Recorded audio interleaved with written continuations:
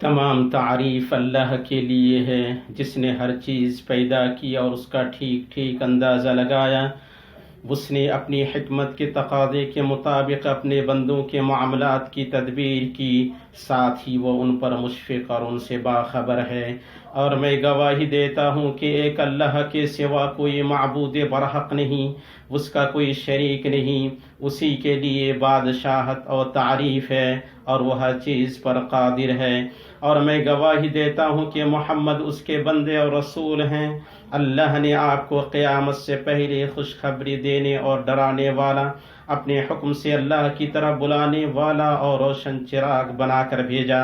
اللہ درود سلام اور برکت نازل فرمائے آپ پر، آپ کی آل پر اور صحابہ پر اور ان لوگوں پر جو تا قیامت ان کا اچھی طرح اتباع کریں، اور اللہ بہت زیادہ سلامتی نازل فرمائے۔ اما بعد، مومنوں، اللہ تعالیٰ کا کما حقہ تقوی اختیار کریں اور خلوت و جلوت اور غیب و حضر میں اس شخص جیسا ڈریں جسے معلوم ہو کہ اس کا رب اسے سن اور دیکھ رہا ہے اور اس کی پوشیدہ بات اور ہر سرگوشی کو سن جانتا ہے۔ اے ایمان والو، اللہ سے ڈرتے رہو اور ہر شخص دیکھ بھال لے کہ کل قیامت کے واسطے اس نے اللہ اعمال کا کیا ذخیرہ بھیجا ہے، اور ہر وقت اللہ سے ڈرتے رہو، اللہ تمہارے سب اعمال سے باخبر ہے۔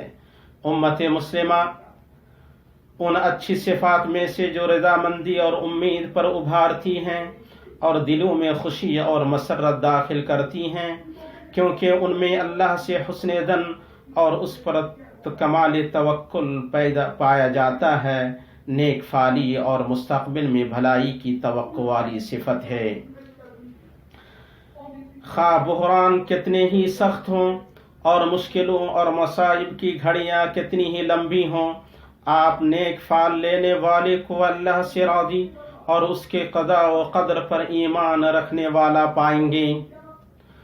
وہ اس کی تدبیر اور فیصلہ سے حسن ظن رکھتا ہے اور اسے یقین ہوتا ہے کہ اللہ اسے اس کی آزمائش اور صبر کا ضرور بدلہ دے گا۔ اور ممکن ہے کہ تم کسی چیز کو بری جانو اور دراصل وہی تمہارے لیے بھلی ہو، اور یہ بھی ممکن ہے کہ تم کسی چیز کو اچھی سمجھو حالانکہ وہ تمہارے لیے بری ہو۔ حقیقی علم اللہ ہی کو ہے، تم محض بے خبر ہو۔ مومنوں کی جماعت، جو شخص انبیاء اور رسولوں کی سیرت پر غور کرے گا وہ ضرور ان کی سیرتوں میں اپنی قوم کی ہدایت یا اپنے رب کی مدد یا اپنے کرب و غم کے خاتمے کے تئیں نیک فالی کو نمایاں پائے گا۔ یہ نوح علیہ السلام ہے جو اپنی قوم میں 950 سال رہی، مگر اس مدت میں انہیں دعوت دینے اور ان کی طرف سے دعوت قبول کیے جانے سے وہ مایوس نہیں ہوئے۔ اور یعقوب علیہ السلام سالوں و برسوں کے دراز ہونے کے باوجود اپنے بیٹے یوسف علیہ السلام کی دیدار کی امید لگائے رہے اور فرماتے رہے، میرے پیارے بچوں، تم جاؤ اور یوسف کی اور ان کے بھائی کی پوری طرح تلاش کرو اور اللہ کی رحمت سے نا امید نہ ہو۔ یقین رب کی رحمت سے نا امید وہی ہوتے ہیں جو کافر ہیں۔ نیک فال لینے والوں کے امام اور نبیوں اور رسولوں کے سردار، لوگوں میں سب سے اچھا صبر کرنے والے اور سب سے بہتر شگون و امید والے تھے۔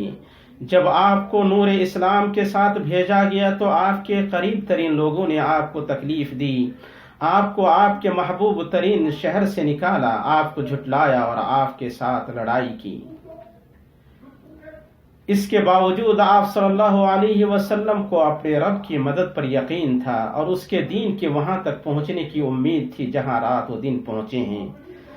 طبقات ابن سعد میں ہے کہ نبی صلی اللہ علیہ وسلم جب طائف سے لوٹے اور مقام نخلا پر کچھ دن قیام فرمایا تو زید بن حارثہ نے آپ سے پوچھا، آپ قریش کے پاس کیسے جائیں گے جبکہ وہ آپ کو نکال چکے ہیں؟ آپ نے فرمایا، تم جو صورتحال دیکھ رہے ہو اللہ ضرور اس میں کشادگی اور اس سے نکلنے کا راستہ پیدا کرے گا، اور اللہ ضرور اپنے دین کی مدد اور اپنے نبی کو غالب کرنے والا ہے۔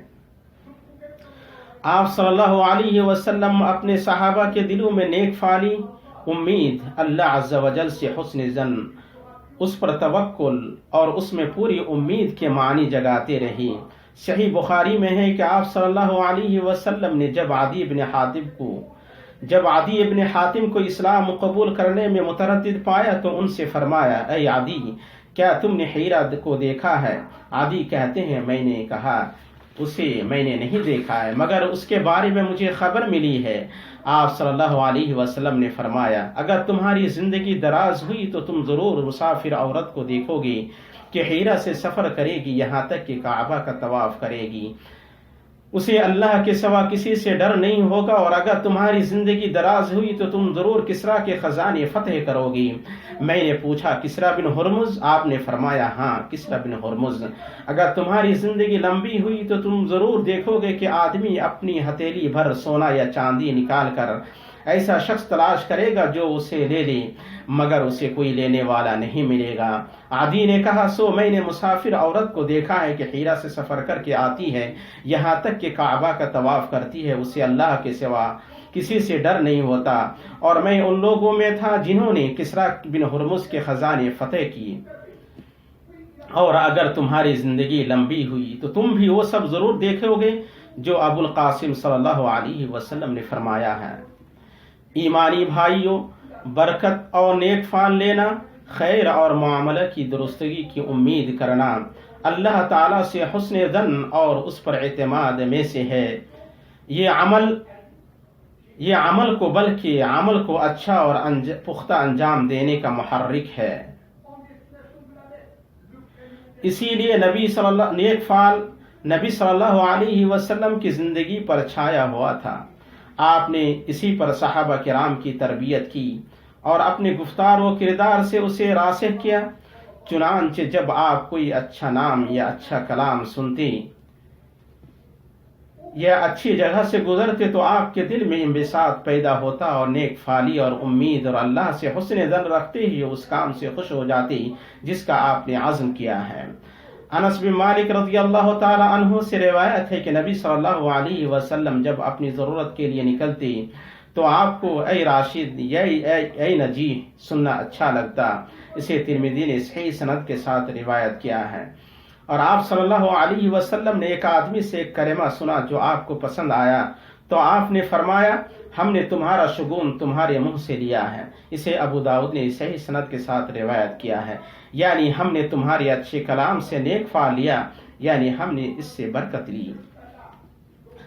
سفر ہجرت میں آپ صلی اللہ علیہ وسلم جب مدینہ پہنچے تو آپ اپنے دین کی سربلندی کا فال لیتے ہوئے اس کے بالائی حصے میں فروکش ہوئے۔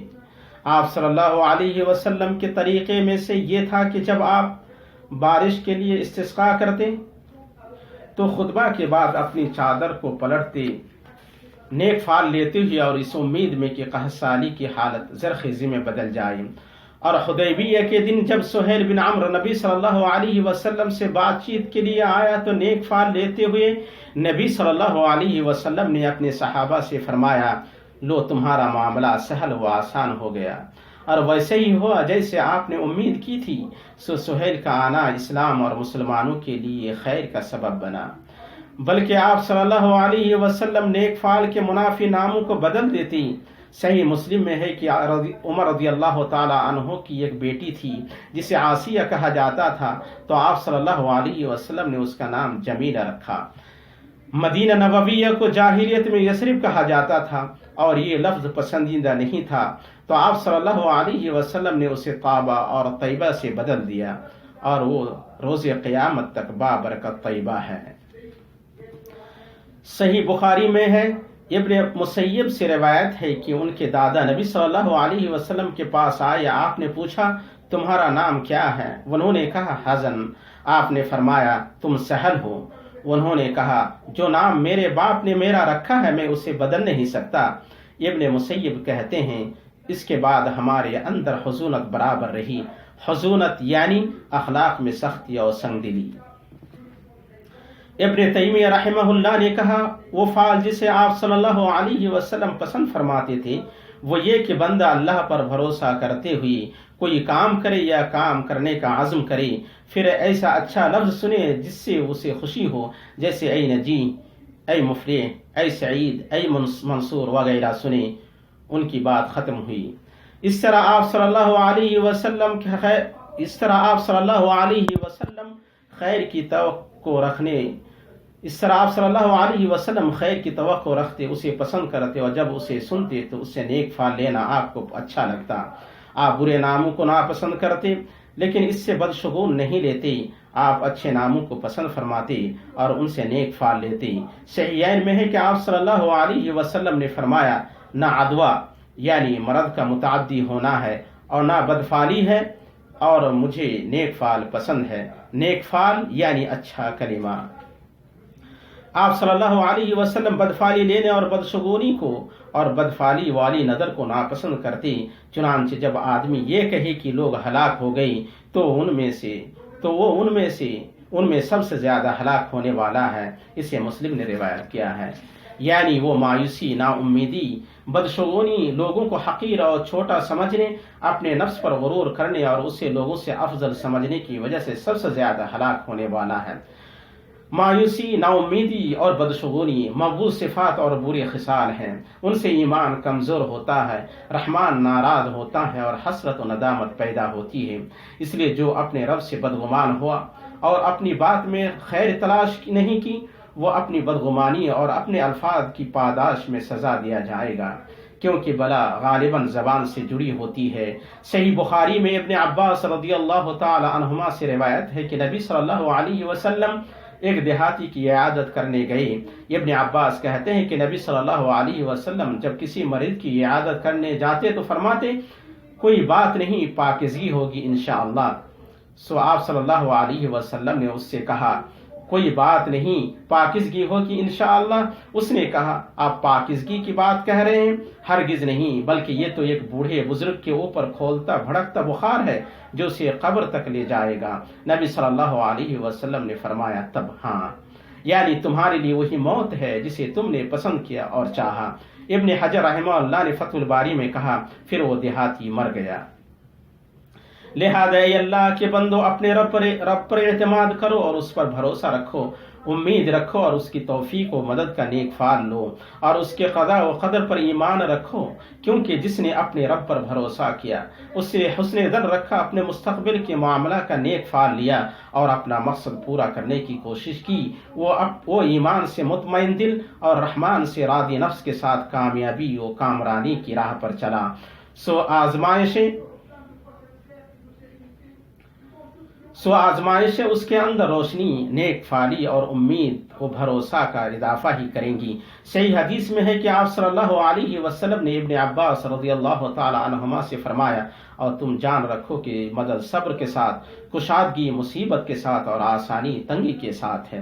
اللہ تعالیٰ کا فرمان ہے، وہ لوگ کہ جب ان سے لوگوں نے کہا کہ کافروں نے تمہارے مقابلے پر لشکر جمع کر لیے ہیں، تم ان سے خوف کھاؤ، تو اس بات نے انہیں ایمان میں اور بڑھا دیا اور کہنے لگے، ہمیں اللہ کافی ہے اور وہ بہت اچھا کارساز ہے۔ نتیجہ یہ ہوا کہ اللہ کی نعمت و فضل کے ساتھ یہ لوٹے، انہیں کوئی برائی نہ پہنچی، انہوں نے اللہ تعالیٰ کی رضامندی کی پیروی کی۔ اللہ بہت بڑے فضل والا ہے۔